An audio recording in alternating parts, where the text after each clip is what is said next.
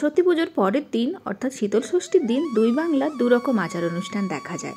বাঙাল বাড়িতে হয় জোড়া ইলিশ আর ঘটি বাড়িতে হয় গোটা সেদ্ধ। তো সেই ঘটি বাড়ির গোটা সেদ্ধ আজ তোমাদেরকে বানিয়ে দেখাবো।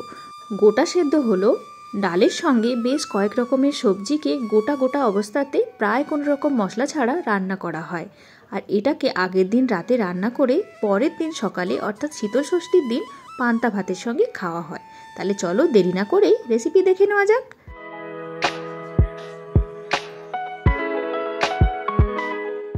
প্রথমেই বলে রাখি, গোটা সেদ্ধর কোনো ফিক্সড রেসিপি নেই, কিন্তু এক এক বাড়িতে এক এক জিনিস আর এক একভাবে রান্না করা হয়।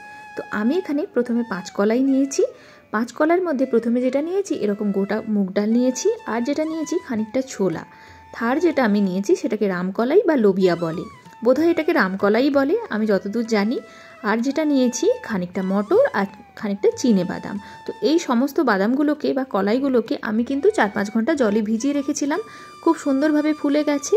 আর তোমরা চাইলে একরকম যে কোনো ডাল নিতে পারো। আচ্ছা, গত বছরের রেসিপিতে আমি কিন্তু একরকমই ডাল ব্যবহার করেছিলাম, চাইলে তোমরা সেই রেসিপিটাও দেখে নিতে পারো। তো এখানে আমি 7 রকমের সবজি নিয়েছি, আর প্রত্যেকটা সবজি কিন্তু 6টা করে নিতে হবে। 7-এর জায়গায় তোমরা 5 রকমের সবজি বা 3 রকমের সবজিও নিতে পারো। নিয়েছি আমি শিম, তারপর মটরশুঁটি, বেগুন, আলু, রাঙালু, বিনস, এগুলো কিন্তু সব গোটা গোটা নিতে হবে। আর যেটা লাগবে সেটা হচ্ছে শীষ পালং। তো আমার এখানে শীষ পালং পাওয়া যায় না, তাই আমি নর্মাল পালং নিয়েছি। তবে পালকের যে তোমার শেকড়টা আছে ওটাকে কাটা চলবে না, ওটা কিন্তু গোটা গোটা নিতে হবে। আর রাঙালু আমার এখানে না খুব ছোট ছোট পাওয়া যায়নি, তাই আমি 2টো নিয়েছি। চাইলে তোমরা মূলও ব্যবহার করতে পারো। এখন একটা কড়াইয়ের মধ্যে আমি 1.5 লিটারের মতো জল নিয়ে নেব। আর জলের মধ্যে কি করব, ওই যে ভিজিয়ে রাখা 5 কলাই ওটাকে দিয়ে দেবো এর মধ্যে। আর তারপর পরিমাণ মতো নুন দিয়ে দেব।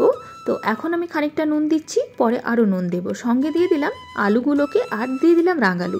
তো যেহেতু আমি 2টো রাঙালু নিয়েছি তাই রাঙালুগুলোকে কেটে নিয়েছি, 6টা টুকরো করে নিয়েছি। তো তোমরা পারলে ছোট ছোট রাঙালু নিও আর 6টা নিও। তো নুন দিয়ে তারপর কি করব, এটাকে ঢাকা দিয়ে প্রায় আধ ঘন্টার মতো সেদ্ধ হতে দেব। সময় বাঁচাতে চাইলে তোমরা এটা প্রেসার কুকারে করতে পারো, তবে ট্রেডিশনালি এভাবেই রান্না করা হয়। আর এভাবে রান্না করলেই কিন্তু আসল স্বাদটা পাওয়া যায়।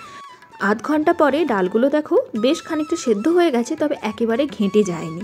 তো এখন আমি কি করব, গোটা গোটা বেগুনগুলো দিয়ে দেব। বেগুনগুলো দেওয়ার আগে অবশ্যই কিন্তু দেখে নিও ওগুলোর গায়ে কোনো ছিদ্র আছে কিনা, মানে পোকা যেন না থাকে। আর দিয়ে দিলাম 1 ইঞ্চির একটা আদাটাকে ওই একইভাবে গোটাই দেব, ভালো করে ধুয়ে দেব। বেগুনটাকে 10-15 মিনিট রান্না করে নেব। আর তারপরে কি করব, বেশ কিছু সবজি আবার দিয়ে দেব। যেহেতু প্রত্যেকটা সবজির কুকিং টাইম আলাদা, তাই সবগুলোকে একসঙ্গে দিচ্ছি না, দিলে কিন্তু পুরো ঘেঁটে যায়, তখন কিন্তু ভালোও লাগে না দেখতে। তো এখন দিয়ে দিলাম শিম আর গোটা মটরশুঁটি। তো সবগুলোই কিন্তু 6টা করে দিচ্ছি। আর দিয়ে দিলাম 6টা কাঁচা লঙ্কা, যেগুলো ডান্টেলগুলোও রেখেছি, আর লঙ্কাগুলোকে কিন্তু আমি ফাটাইনি। সব কিছু দিয়ে ভালো করে মিশিয়ে এটাকে আরও মিনিট 10-এর মতো রান্না করে নেব। এই রান্নাটা হতে বেশ কিন্তু কিছুটা সময় লাগবে। দিয়ে দিলাম পরিমাণ মতো নুন, দিয়ে আবার ঢাকা চাপা দিয়ে দিলাম। তো 10 মিনিট পরে সমস্ত সবজিগুলো কিন্তু বেশ সুন্দর করে সেদ্ধ হয়ে গেছে। তো এখন আমি যেগুলো দিয়ে দেব সেটা হচ্ছে বিনস আর পালং শাক। এই দুটো সবজি রান্না হতে একেবারেই কম সময় লাগে। তো পালং শাকগুলো আমি যেমনটা বলেছিলাম যে একদমই শেকড় শুদ্ধ নিয়েছি, আর অবশ্যই দেওয়ার আগে খুব ভালো করে ধুয়ে নিয়েছি। তো পালং শাকটা দিয়ে ভালো করে মিশিয়ে এটাকে ঢাকা দিয়ে রেখে দেব। আর মিনিট 5-এর মতো লাগবে রান্না হতে। তো 5 মিনিট পরে দেখো শাকটাও কিন্তু ডাল আর অন্যান্য সবজির সঙ্গে খুব ভালো করে রান্না হয়ে গেছে। খুব ভালো করে মিশিয়ে নেব। আর চাইলে তোমরা একটুখানি চিনি দিয়ে দিতে পারো। ব্যাস, আমাদের গোটা সেদ্ধ কিন্তু রেডি হয়ে গেছে।